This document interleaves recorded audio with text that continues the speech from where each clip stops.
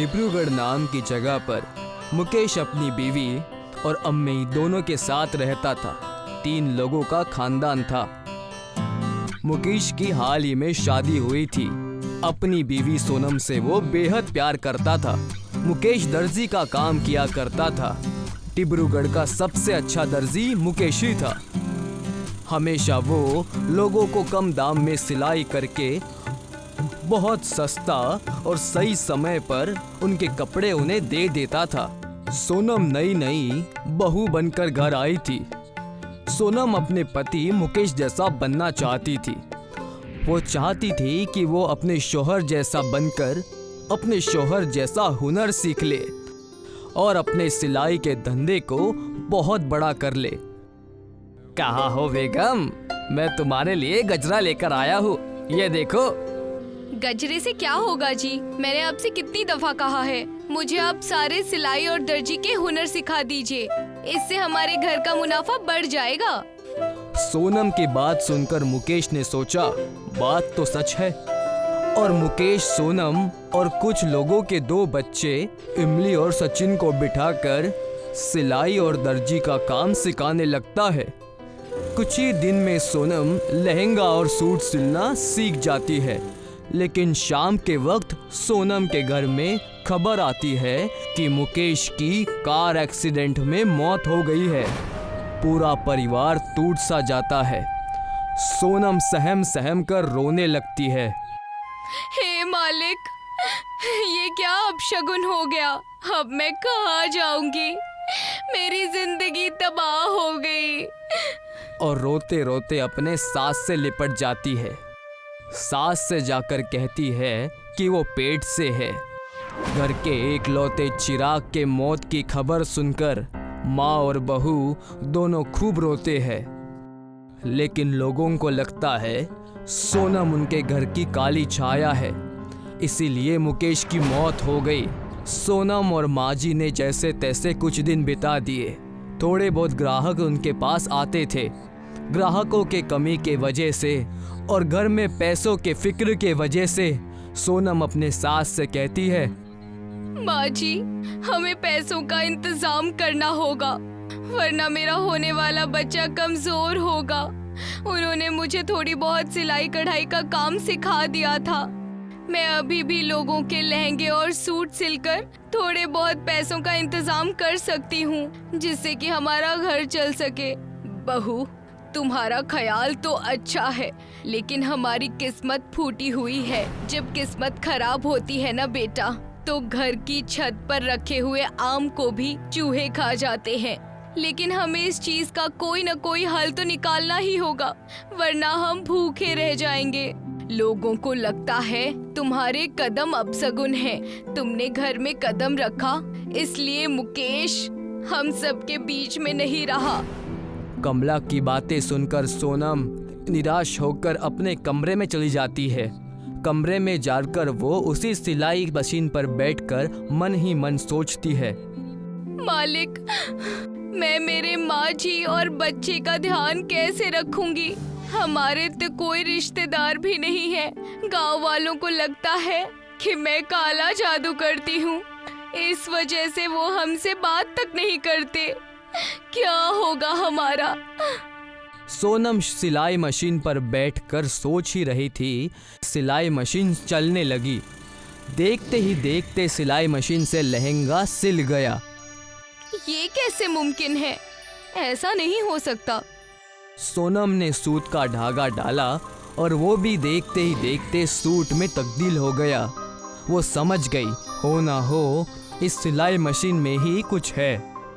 दूसरे दिन सुबह सुबह सोनम ने इमली को एक आदमी के साथ देखा।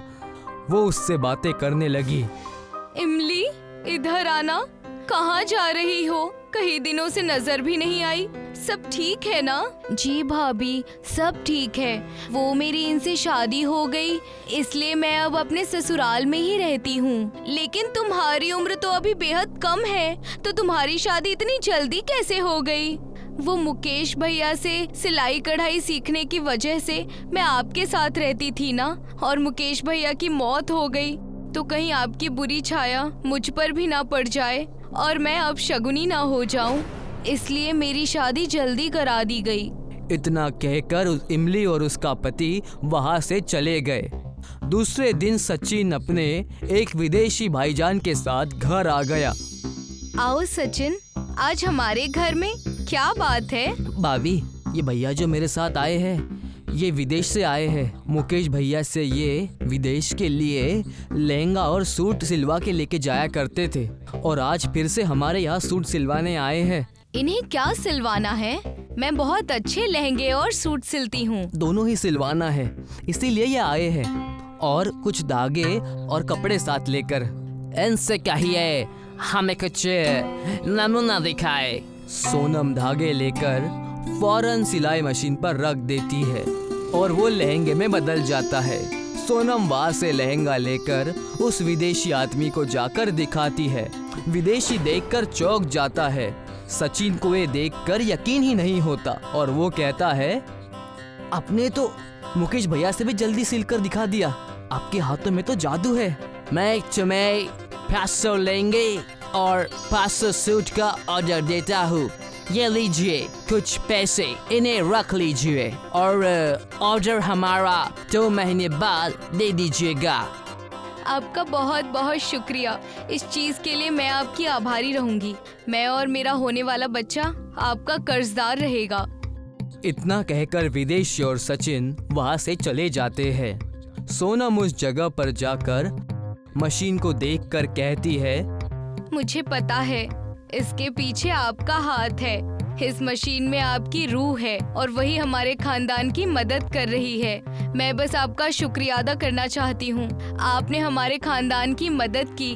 सोनम की बात सुनकर मशीन से एक कपड़ा नीचे गिर जाता है। उसे देखकर वो समझ जाती है कि मशीन ने उनका शुक्रिया अदा कबूल किया है। सोनम उस विदेशी आदमी का ऑर्डर पूरा करती है। 15 दिन में ही सोनम विदेशी आदमी के लहंगे और सूट सचिन के हाथों भिजवा देती है। कुछ दिन बीत जाते हैं। सोनम एक नन्हे लड़के को जन्म देती है। धीरे धीरे कस्बे वाले सोनम और उसके परिवार से बातें करने लगते हैं। भाभी, कितना प्यारा बच्चा है, पूरा मुकेश भैया पर गया है। सच कहा तुमने। ये सब तुम्हारी वजह से ही हुआ है सचिन। ना तुम उस विदेशी को लेकर आते और ना ये सब मुमकिन होता। कुछ ही देर बाद कस्बे के कुछ बच्चे सोनम के पास आकर कहते हैं, मैं भी ये सीखना चाहती हूँ। बड़े होकर मैं भी आपकी तरह सूट और लहंगे सिलूंगी और कामयाब बन जाऊंगी। जरूर बेटा, तुम भी मेरी तरह जरूर बनोगी। सोनम के जिंदगी में फिर से बाहर आ जाती है। सोनम और उसकी सास खुशी खुशी एक साथ रहने लगते हैं और पूरा कस्बा उनसे बातें करने लगता है। सब मिलजुल कर रहने लगते हैं। कई साल पहले आनंदपुर नाम के एक गांव में पुरुषोत्तम और सोहम नाम के 2 पड़ोसी रहते थे। पुरुषोत्तम अपने खेतों में मूंगफलियां उगाया करता था, पर सोहम के पास कोई खेत नहीं थे, इसलिए वो बांस की टोकरियां बनाने का काम करता था। पुरुषोत्तम रोज मंदिर जाकर पूजा करता था और अक्सर दान धर्म करता रहता था। वो एक बहुत ही अच्छा इंसान था। वहीं सोहम लालची था।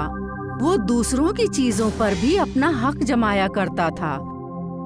एक दिन सोहम ने देखा कि एक आदमी के पैसे जमीन पर गिरे हुए हैं।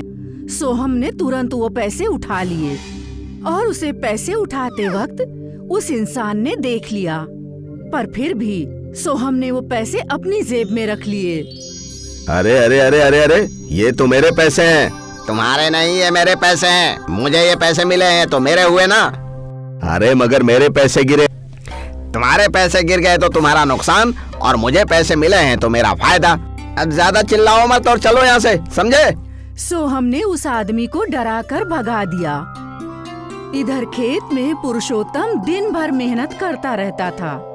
एक दिन उसके भगवान उसकी अच्छाई से खुश होकर उसके सामने आ गए। हे प्रभु, मेरी जिंदगी संवर गई प्रभु।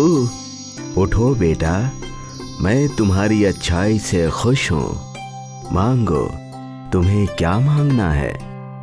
मैं बहुत गरीब हूँ प्रभु, आप मुझ पर मेहरबानी करके मेरी जिंदगी संवार दीजिए। तथास्तु। देव दुआ देकर गायब हो गए, पर इस बात से पुरुषोत्तम अनजान था कि उसके भगवान ने उसकी फसल पर ही अपनी दुआ दी है। पुरुषोत्तम अपने घर पहुंचा और उसने सारी हकीकत अपनी बीवी को बताई। अब पूरी जिंदगी मुझे कोई काम करने की जरूरत नहीं है, भगवान ने मुझे वरदान दिया है। पर उनकी दुआ किस तरह आएगी? वो तो पता नहीं, पर उस वरदान से हमारी जिंदगी संवर जाएगी। पुरुषोत्तम जागते हुए ख्वाब देखने लगा कि उसे बहुत सारा धन मिल रहा है और वो अपनी सोच से खुश था। खैर, वो दिन बीत गया। पुष्पा सो गई, लेकिन पुरुषोत्तम को नींद नहीं आ रही थी। वो धन के बारे में ही सोच रहा था। अगला सवेरा हुआ, लेकिन अब भी पुरुषोत्तम अपने ही ख्यालों में डूबा हुआ था। पुष्पा घर से बाहर आई और वो हैरान थी। कल तक तो ये मूंगफली के पौधे छोटे थे, आज एक ही रात में इतने बड़े कैसे हो गए? इन्हें देखकर तो लग रहा है कि इनकी कटाई का वक्त आ गया है। ए जी, सुनिए। क्या बात है? इन मूंगफलियों की कटाई कर लीजिए। अरे जाने मन, मुझे कोई काम करने की जरूरत नहीं है, भगवान खुद मेहरबानी करेंगे मुझ पर। अरे उन्होंने वरदान दिया है। पुरुषोत्तम की ये बात सुनकर सोहम हंस रहा था। अरे लेकिन अगर इन मूंगफलियों को नहीं काटा तो सारी खराब हो जाएंगी। अरे कुछ नहीं होगा। पुष्पा परेशान होकर अपने खेतों को देख ही रही थी कि तभी सोहम की बीवी नलिनी उसके पास आई। दीदी, मैं कुछ ताजी मूंगफलियाँ ले लूं क्या? हाँ ले लो, वैसे भी ज्यादा दिन खेत में रहेगी तो खराब हो जाएगी। नलिनी ने कुछ पौधे उखाड़े और मूंगफलियाँ तोड़ ली। ये मूंगफलियाँ लेकर नलिनी अपने घर गई। क्या जरूरत थी मांग कर लाने की? मुफ्त की है ना, चुपचाप बैठकर खाओ। नलिनी ने एक मूंगफली तोड़ी और उसके अंदर से एक सुनहरा दाना निकला। सुनहरी मूंगफली? सोहम ने जब उस मूंगफली का दाना देखा तो वो खुशी से चीख पड़ा। अरे बाप रे! अरे ये तो सोना है, खरा सोना! क्या? सोहम ने कई और मूंगफलियाँ तोड़ी, सब में सोने के दाने निकले। सोहम समझ गया कि पूरे खेत में सोने की मूंगफलियाँ हैं और उसके शैतानी दिमाग ने एक तरकीब सोची। कुछ देर बाद सोहम और नलिनी पुरुषोत्तम के घर गए। भाई, मैं सोच रहा था कि अगर तुम मूंगफलियों की फसल नहीं काटने वाले तो मैं ही काट देता हूँ। फसल को काट कर मैं बाजार में बेच आऊंगा और आपको आपके पैसे दे दूंगा। क्यों? अरे वाह, मतलब सारी मेहनत तुम्हारी। बिल्कुल बिल्कुल। आपको कुछ करने की जरूरत नहीं है, हम दोनों मिलकर सारा काम कर लेंगे। ठीक है, काट लो। सोहम ने पुरुषोत्तम को कुछ पैसे दे दिए। इसके बाद सोहम और नलिनी ने मिलकर सारी मूंगफलियाँ काट ली और उन मूंगफलियों से सारा सोना निकालकर बोरियों में भर दिया। अरे वो बेवकूफ पुरुषोत्तम तो जानता भी नहीं कि उसके खेतों में सोने की मूंगफलियाँ हैं। अब हम बहुत रईस हो जाएंगे। अगली बार भी अगर सोने की मूंगफलियाँ उगी तो हम उन्हें बेवकूफ बनाकर वो मूंगफलियाँ भी ले लेंगे। ओह! कुछ ही दिनों में पुरुषोत्तम के खेत में वापस मूंगफलियाँ उग गईं। और एक बार फिर सोहम और नलिनी मूंगफलियों के दाम देकर सारी मूंगफलियाँ खरीद ले गए। ये सिलसिला कई बार चलता रहा। सोहम और नलिनी दिन ब दिन रईस होते जा रहे थे। वहीं पुरुषोत्तम परेशान था कि उसके भगवान की दुआ खाली कैसे जा सकती है। हे भगवान, आप मेरे साथ ऐसा मजाक कैसे कर सकते हैं? भगवान सामने आ गए। मैंने तुम्हारे साथ कोई मजाक नहीं किया। मैंने वरदान फसल के लिए दिया था। तुम्हारे खेतों में उगने वाली सारी मूंगफलियां सोने की थीं। तुम्हें बेवकूफ बनाकर तुम्हारा दोस्त पड़ोसी सारी सोने की मूंगफलियां इकट्ठी कर रहा है। अरे उस लंपट की तो मैं अभी उससे मजा चखा कर आता हूँ। रुको, तुम्हें कहीं जाने की जरूरत नहीं है। उस दुष्ट को तो मैं उसके कर्मों की सजा दूंगा। हाँ, लेकिन तुमने अपना वरदान खुद बर्बाद अपनी सुस्ती की वजह से। भगवान मुझे एक और मौका दीजिए। ठीक है, लेकिन इस बार अपनी फसल खुद काटना। जी बिल्कुल। तुम्हारा भला हो। भगवान गायब हो गए। इधर नलिनी ने अपने घर की अलमारी खोली और सारा सोना देखते ही देखते कीड़े मकोड़ों में बदल गया। हाँ, सारा घर कीड़ों से भर गया और नलिनी और सोहम दोनों कीड़ों से भागने लगे।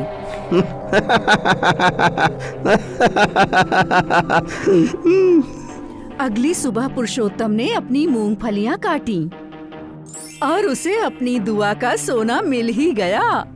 पुरुषोत्तम को एक बहुत बड़ी सीख मिल गई।